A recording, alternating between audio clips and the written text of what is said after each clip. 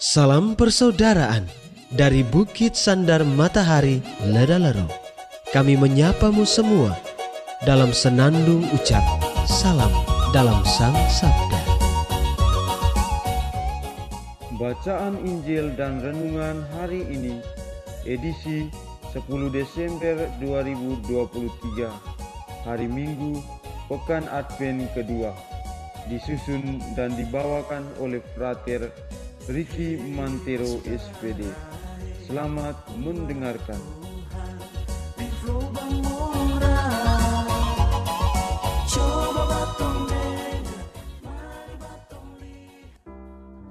Bacaan diambil dari Injil Markus bab 1 ayat 1 sampai 8.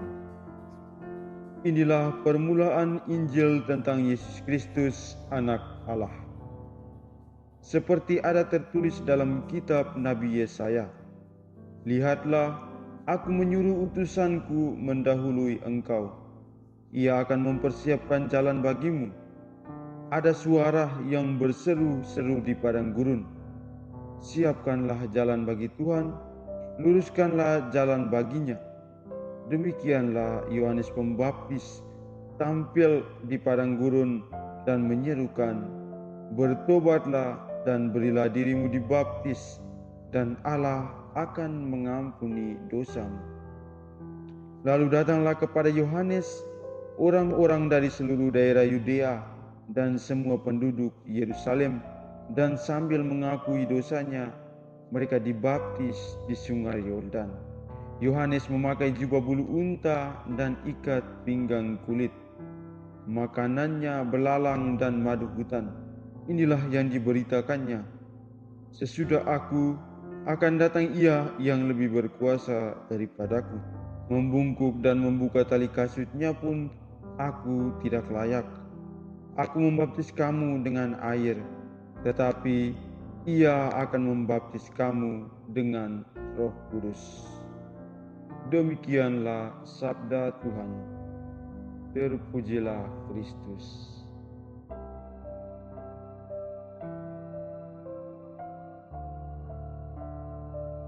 Bapak, Ibu, saudara-saudari, umat Allah yang terkasih dalam Yesus Kristus. Judul renungan kita pada hari ini ialah bertobat dan rendah hati menjelang datangan Tuhan. Pada hari Minggu Advent yang kedua ini, Injil suci, yaitu Injil Markus, bab 1 ayat 1 sampai 8, menampilkan kepada kita sosok yang tak kalah penting dalam sejarah keselamatan, yaitu Yohanes Pembaptis. Yohanes Pembaptis adalah suara yang berseru di padang gurun, mempersiapkan jalan bagi kedatangan Mesias. Seruan Yohanes Pembaptis mengajarkan kita tentang pentingnya persiapan dan pertobatan dalam menjalani perjalanan iman kita, khususnya dalam rangka menyambut kedatangan Sang Mesias pada hari Natal nanti. Dalam Injil Markus bab 1 ayat 4, Yohanes Pembaptis berseru, "Bertobatlah dan berilah dirimu dibaptis, dan Allah akan mengampuni dosamu." Seperti Yohanes Pembaptis yang menyerukan pembaptisan sebagai simbol pertobatan, kita juga diingatkan untuk selalu bersedia membersihkan hati dan mengarahkannya pada Tuhan. Sikap semacam ini adalah permulaan yang kuat dan penuh makna dalam kisah penebusan. Bapak, Ibu, saudara-saudari, umat Allah yang terkasih dalam Yesus Kristus. Yohanes Pembaptis dalam kerendahan hati dan kesederhanaannya menjadi teladan yang menyentuh hati banyak orang. Dalam sebuah dunia yang seringkali dipenuhi kebingungan dan kegelapan spiritual, Yohanes Pembaptis muncul sebagai fakta bahwa setiap zaman membutuhkan seseorang yang bersedia menjadi suara yang mengajak pertobatan.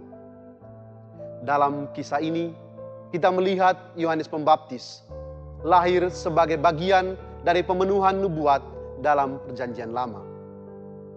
Yohanes Pembaptis adalah suara yang berseru, memanggil kita semua untuk mempersiapkan jalan bagi Tuhan. Panggilannya untuk mempersiapkan jalan bagi Tuhan dengan membaptis kita dengan air adalah tindakan simbolis untuk menunjukkan kesiapan hati kita yang perlu dimiliki setiap orang yang menyongsong kedatangan Tuhan Sang Mesias pada hari Natal nanti. Namun, kehadiran Yohanes Pembaptis bukan hanya tentang ritual atau tindakan fisik semata. Yohanes Pembaptis menyampaikan pesan yang lebih dalam tentang pertobatan dan perubahan hati. Tidak hanya memberikan baptisan secara lahiriah, Yohanes Pembaptis juga menyerukan pertobatan batinia. Pertobatan lahiriah dan batinia adalah panggilan untuk mengubah jalan hidup, meninggalkan dosa, dan mengarahkan hati kepada Allah, sehingga kita dapat menyambut kedatangan Tuhan pada hari Natal nanti dengan hati yang bersih. Bapak, Ibu, saudara-saudari, umat Allah yang terkasih dalam Yesus Kristus. Yohanes Pembaptis juga menunjukkan sikap rendah hati yang luar biasa. Ketika Yohanes Pembaptis mengakui bahwa Mesias yang akan datang lebih besar daripada dirinya sendiri, Yohanes Pembaptis merendahkan diri untuk melayani Sang Mesias. Dalam Injil Markus bab 1 ayat 7, Yohanes Pembaptis berkata, "Sesudah aku akan datang Ia yang lebih berkuasa daripadaku. Membungkuk dan membuka tali kasutnya pun aku tidak layak."